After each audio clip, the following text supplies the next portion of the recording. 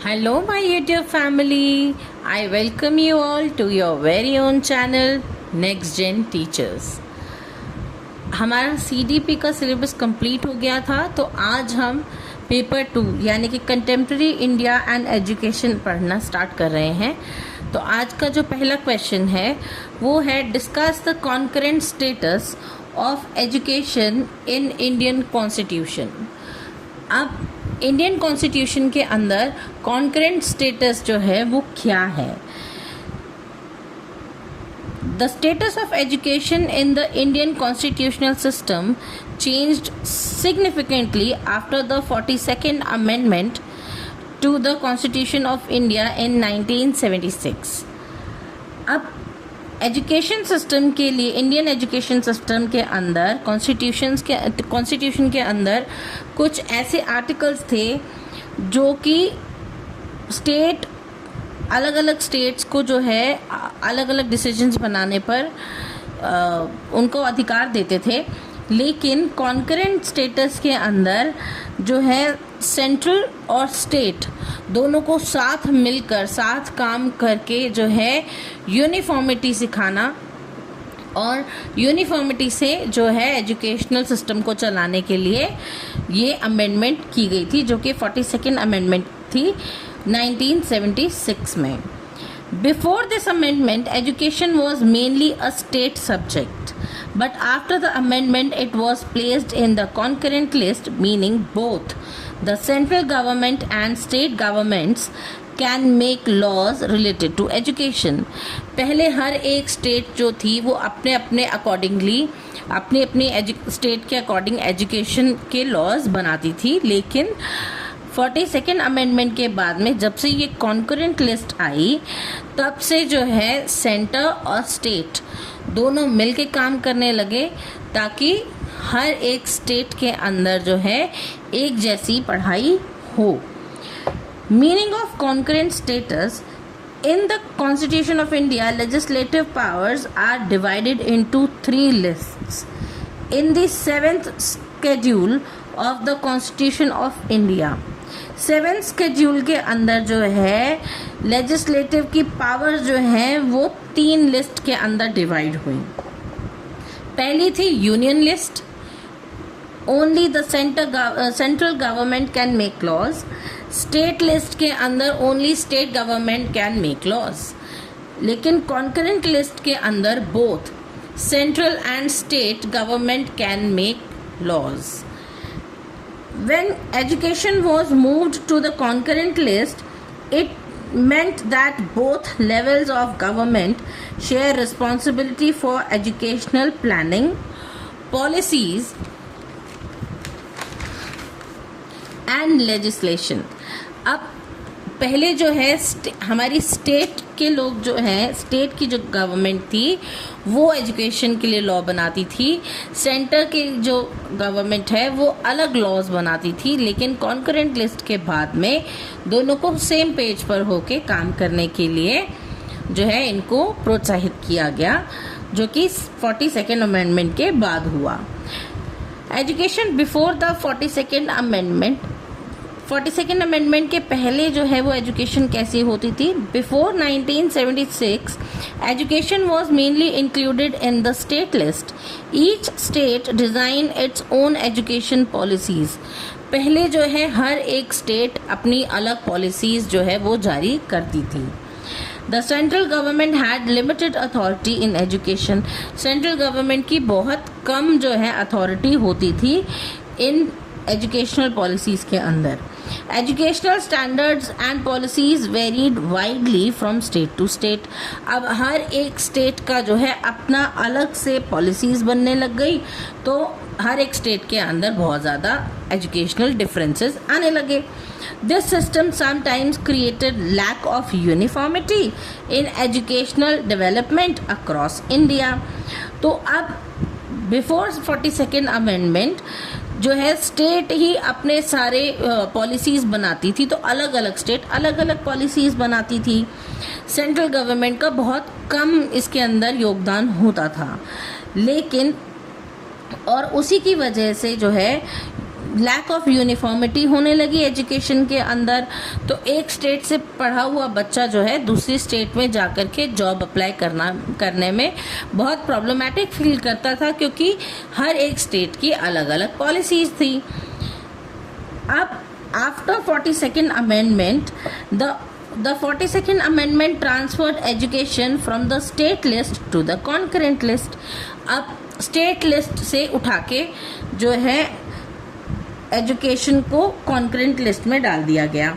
To create national integration in education, to ensure uniform standards of education across the country, to allow the central government to implement national educational policies, to impress coordination between the center and states। So अब ये जो है ये सारे steps क्यों उठाए गए, 42nd amendment क्यों करी गई, इसके बाद कॉन्करेंट लिस्ट को क्यों लाया गया, क्योंकि गवर्नमेंट चाहती थी कि सेंटर की जो गवर्नमेंट है वो भी एजुकेशन के पार्ट में अपना कुछ योगदान दे, और स्टेट्स जो हैं, अलग अलग स्टेट्स जो हैं अपनी मनमानी करके जो पॉलिसीज बनाती थी वो ना करके एक यूनिफॉर्मिटी के साथ में चले, ताकि एक शहर से दूसरे शहर अगर कोई बच्चा जा रहा है, चाहे वो एजुकेशनल पर्पस की वजह से जा रहा है या फिर कोई जॉब के लिए जा रहा है, उसे ये जो जितने डिफरेंशिएट बिटवीन हो गए थे ये इतने ज़्यादा उसको फेस करने ना पड़े। Thus both the central and state governments now share responsibility for educational development। अब कॉन्करेंट लिस्ट के आने की वजह से सेंट्रल और स्टेट गवर्नमेंट्स जो हैं वो ये रिस्पॉन्सिबिलिटी को शेयर करने लगी, जिससे कि एजुकेशनल डेवलपमेंट होने लगी। Powers of central government in education. अब सेंट्रल गवर्नमेंट की पावर क्या थी एजुकेशन सिस्टम में? After education became a concurrent subject, the central government gained the power to frame national educational policies and programs। अब पहले centre government जो है वो कोई पॉलिसीज़ नहीं बनाती थी, लेकिन अब उसके पास भी ये पावर आ गई कि वो भी एजुकेशनल पॉलिसीज़ एंड प्रोग्राम्स बना सकती है। Maintain standards of higher education and research. Higher education और रिसर्च के स्टैंडर्ड्स को भी मेंटेन रखने की रिस्पॉन्सिबिलिटी सेंट्रल गवर्नमेंट की थी। Establish national institutions and universities. अब बड़ी बड़ी यूनिवर्सिटीज़ और बड़े बड़े इंस्टीट्यूट्स बनाने की जिम्मेदारी भी सेंट्रल गवर्नमेंट की हो गई। Provide financial assistance to states for educational development. अब बहुत सारी स्टेट्स को जो है सेंट्रल गवर्नमेंट असिस्टेंस प्रोवाइड करती थी फाइनेंशियली, ताकि वहाँ का एजुकेशन सिस्टम अच्छा हो सके। For example, the central government introduced policies such as the National Education Policy, that is NEP 2020, to reform the Indian education system। तो सेंट्रल गवर्नमेंट एजुकेशन ने जो पॉलिसीज़ बनाई थी उसमें से एक पॉलिसी थी नेशनल एजुकेशन पॉलिसी 2020, जो कि बनाई गई थी इंडियन एजुकेशन सिस्टम में। अब पावर ऑफ स्टेट गवर्नमेंट्स। अब सेंट्रल गवर्नमेंट की पावर्स का तो हमें पता चल गया कि वो बड़े बड़े इंस्टीट्यूट्स बनाएगी, यूनिवर्सिटीज़ बनाएगी, सारी स्टेट्स को जो है फाइनेंशियली सपोर्ट करेगी, और जो है रिसर्च का काम भी जो है उसको भी, उसके स्तर को भी मेंटेन करेगी। लेकिन स्टेट गवर्नमेंट क्या करेगी? Even after the shift to the concurrent list, state governments continue to play an important role, like managing and administrating schools and colleges। अब स्कूल और कॉलेजेस को मैनेज करने का काम तो स्टेट गवर्नमेंट का पहले भी था, अभी भी वो ये काम करती है। Implementing educational policies at the state level. अब स्टेट की जो गवर्नमेंट है वो भी पॉलिसीज़ बना सकती है और उसे इम्प्लीमेंट कर सकती है अपनी स्टेट में ही। Recruiting teachers and managing educational institutions. अब नई टीचर्स को हायर करना और जो है एजुकेशनल इंस्टीट्यूशंस को मैनेज करने की जिम्मेदारी भी स्टेट गवर्नमेंट की थी। Thus, the state governments remain the primary administrator of education. तो जो स्टेट गवर्नमेंट है वो प्राइमरी एडमिनिस्ट्रेटर यानी कि प्राइमरी लेवल पर जो है उसका एजुकेशनल सिस्टम का ध्यान रखने के लिए सबसे ज़्यादा जो है योगदान स्टेट गवर्नमेंट्स करती हैं अब after 42nd amendment. Conflict between centre and state, अब जब दो चीज़ें एक साथ में या दो इंसान या दो पार्टियां एक साथ में काम करेंगी तो उनके बीच में कॉन्फ्लिक्ट तो होगा ही। यहाँ पर भी सेंटर और स्टेट के बीच में कॉन्फ्लिक्ट्स होते थे। इन the concurrent list both governments can legislate on the same subject. अब दोनों गवर्नमेंट्स जो हैं वो एजुकेशनल पॉलिसीज़ बनाती हैं, तो किसको ज़्यादा प्रायोरिटी मिलती थी। If a conflict arises between a central law and a state law, अगर सेंट्रल लॉ और स्टेट लॉ के बीच में कोई कॉन्फ्लिक्ट आता था तो the central law prevails. This is as per article 254(1) of the constitution. तो सेंट्रल गवर्नमेंट का जो लॉ है वो माना जाता था। क्यों? क्योंकि कॉन्स्टिट्यूशन के अंदर ये लॉ है जिसे हम आर्टिकल 254(1) के नाम से जानते हैं। इसके तहत जो है सेंट्रल गवर्नमेंट का फैसला माना जाता है। This rule ensures that national policies are implemented uniformly throughout the country. अब क्योंकि ये सब हुआ, इन नेशनल पॉलिसीज़ को जो है इम्प्लीमेंट करने के लिए यूनिफॉर्मली यानी कि हर एक स्टेट के अंदर जो है वो एक जैसी पॉलिसीज़ जो हैं वो लागू होंगी। क्यों? क्योंकि इनको एजुकेशन सिस्टम में यूनिफॉर्मिटी लानी बहुत ज़रूरी थी। So importance of concurrent status of education, अब इसकी इम्पॉर्टेंस क्या थी। The placement of education in the concurrent list has several advantages. इसके एडवांटेजेस भी हैं। Uniform educational standards across India, पूरे इंडिया के अंदर जो है पढ़ाई एक जैसी हो गई, चाहे वो किसी भी शहर में हो, यूनिफॉर्मिटी आ गई एजुकेशन सिस्टम में। Better coordination between central and state governments, concurrent status बनाने की वजह से स्टेट और सेंट्रल गवर्नमेंट के अंदर जो है अच्छी कोऑर्डिनेशन होना शुरू हो गई। National education planning and development, national education के लिए अच्छी अच्छी प्लानिंग और उसकी डेवलपमेंट होने लगी। Improvement in quality and access to education, अब एजुकेशन की जो है और ज़्यादा इम्प्रूवमेंट होने लगी, उसकी क्वालिटी में और ज़्यादा बेहतरी आने लगी और ज़्यादा इम्प्रूवमेंट आने लगी। Ability to address national challenges in education such as literacy and skill development, तो एबिलिटी क्या एड्रेस करती थी? नेशनल चैलेंजेस को, कि एजुकेशन के अंदर लिटरेसी और स्किल डेवलपमेंट जो है वो सबको मिलनी चाहिए। Allow flexibility for states to innovate, अब कॉन्करेंट स्टेटस ने ये भी थोड़ी सी ढील छोड़ी कि बाकी जो स्टेट्स हैं उनको अपने जो है पॉलिसीज़ के अंदर थोड़ी सी फ्लेक्सिबिलिटी मिले ताकि वो और ज़्यादा चीज़ें इनोवेट कर सकें एजुकेशनल सिस्टम में। Great financial support from the centre, अब कॉन्करेंट स्टेटस की वजह से जो है सारी स्टेट्स को फाइनेंशियल सपोर्ट मिलने लगी सेंटर की तरफ से। Educational schemes under concurrent status, अब कॉन्करेंट स्टेटस के अंडर जो है कौन सी एजुकेशनल स्कीम्स जो है वो बनी थी। पहली थी सर्व शिक्षा अभियान, जिसे हम SSA भी कहते हैं। It is a universal elementary education, जो कि बनी थी 2000 में, सन 2000 में ये बनी थी। इसका नाम था सर्व शिक्षा अभियान। सेकंड जो अभियान था वो था रमसा, यानी कि राष्ट्रीय माध्यमिक शिक्षा अभियान। इट इम्प्रूव्स सेकेंडरी एजुकेशन, जो कि बनी थी 2010 में।